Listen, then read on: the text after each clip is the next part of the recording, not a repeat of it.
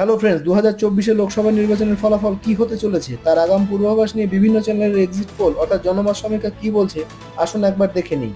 প্রথমেই ABP news C voter, যে জনমত সমীক্ষায় বিজেপি ও তার সহযোগীরা পাবে 373, কংগ্রেস ও তার সহযোগীরা পাবে 155 আর অন্যান্যরা 15।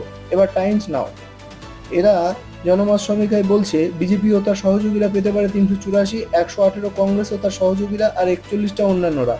নিউজ 18-এর জনমত সমীক্ষায় দেখা যাচ্ছে 411 পেতে পারে বিজেপি ও তার সহযোগীরা আর 105 কংগ্রেস ও তার সহযোগীরা, 27টা অন্যান্যরা।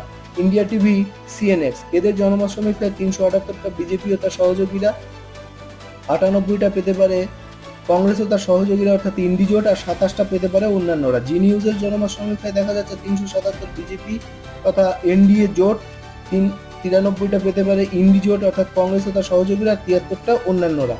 আপনার মতে কোন দল কটা পাবে অবশ্যই কমেন্ট করে জানাবেন।